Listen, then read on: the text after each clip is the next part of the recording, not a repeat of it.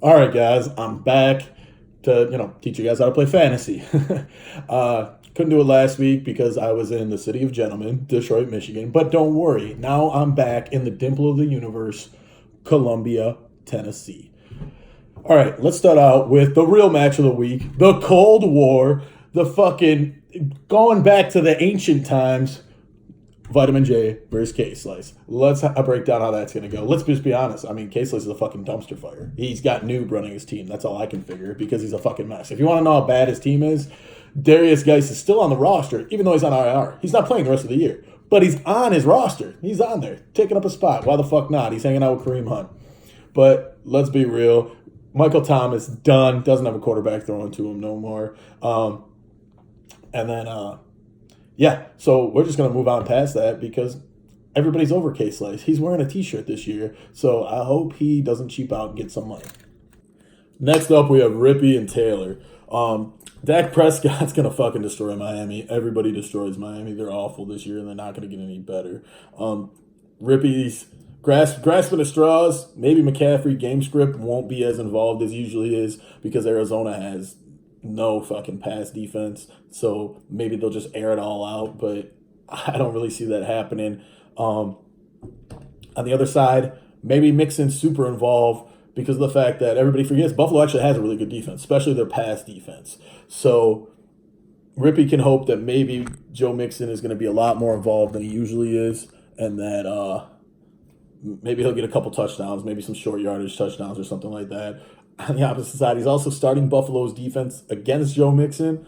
So I don't really know what his game plan is there. Outside of that, Garoppolo, you're going to get what you're going to get out of Garoppolo. Fucking. The rest of it's not very exciting. Maybe Edelman fucks up the Jets, but I don't really see it happening. Taylor's team's just too stacked. Taylor's going to run through them.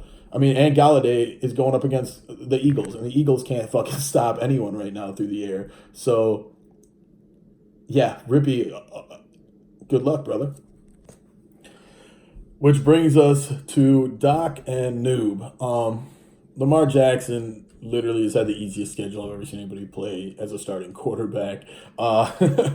Next up, he's got Kansas City. Kansas City doesn't even play defense. They don't even try to play defense. So Lamar Jackson's got a pretty good game, but don't count out Watson. I feel like Watson's gonna at least close the gap. Lamar has a better week. It ain't gonna be by much. Todd Gurley, you got a lot of faith in him. I think Noob's gonna pull it out this week. I really do.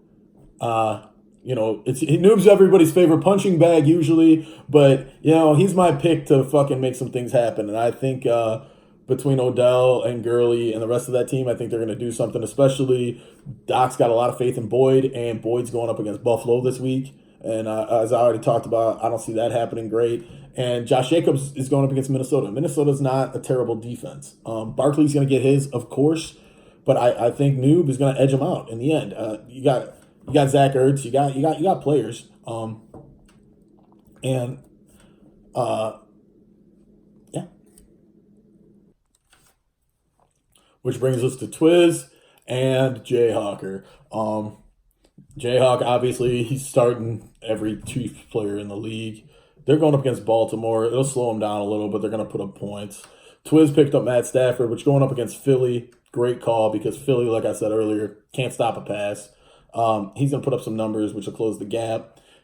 Jayhawk's going to have a down week for Jayhawk. He's starting Carry On. Carry On's not going to get a lot of attention. He's starting some questionable players overall. But Twiz, who's the biggest fucking pretender in the league right now, I mean, his team, Thursday night game, that's going to be a low-scoring game, and he's basically been getting carried by Derrick Henry, and Derrick Henry's not going to do much this week. He's going to get a lot of touches, but I see it a very low-scoring game, and I don't think that your kicker is going to bail you out this week. Maybe your defense, because Dallas is going up against Miami, but overall, I think it's going to be a shitty, boring game, like always, on Thursday night, and I think between Twiz and Jayhawk, that's going to be a boring game. But some things I would like to say for future, something I don't usually do, is say some nice things about Jayhawk. So here. All right, and now you're never gonna hear me say anything nice about Jayhawk or his team ever again. That was it. Sid the fucking kid and Spaz. Um, yeah, Leafy's about to just fucking train wreck him. He's fucking terrible. Look at his roster. It's a fucking joke. I don't even know what the fuck he's doing at this point. It's embarrassing. I do think Leafy's gonna have a little worry about Kamara. Kamara's not gonna score as much anymore.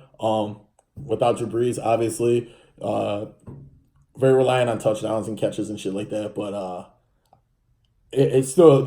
I mean, obviously Kamara's you put him in every week. Your number one running back. But I don't think he's gonna be what he was before the Drew Brees injuries because they're not gonna be scoring as much. Fournette. He plays in tonight's game. Like I said, it's going to be a boring game, but it's going to be the same thing as Derrick Henry. They're going to get a lot of fucking touches. It's 20-something degree winds tonight there. It's going to be a slow, dragged out game. And because of that fact, Tyler Lockett's going to have a good game when he plays the Saints because of that Drew Brees shit. And overall, I think Leafy doesn't have to do much to win. I think she's going to do more than she has to. And yeah, well, then we'll move on. Last game is our league champ versus our league Jew, and Billy's looking good this year. He is, and Milky's had some ups and downs. He's got some players on his team, but Nick Chubb's not doing what you hope from Nick Chubb. Frank Gore is gonna have a pretty good game. He's gonna be the starter in Buffalo. Everybody hates on Buffalo, but they still run the ball. They run the ball. Matty Ice has been looking like Matty Ice every other year. Yeah, last year he looked great. This year he looks bad. Next year he'll look great. The year after he'll look bad. And that's what you get from Matt Ryan. He's probably going to throw for a lot of yards. Probably going to throw for a lot of interceptions. And fucking just go, well, he's going to fucking do that. Billy, though, Billy loves to make trades. He's the only guy who likes to make trades more than I do.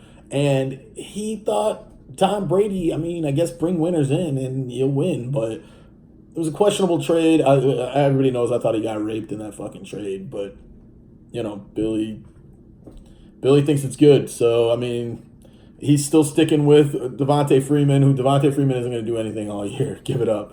I don't even know if that guy would start on K-Slice's team right now. So enjoy that. When I've gone down the John Brown lane. I guess John Brown's doing great for you. You're probably going to beat Milky with that lineup.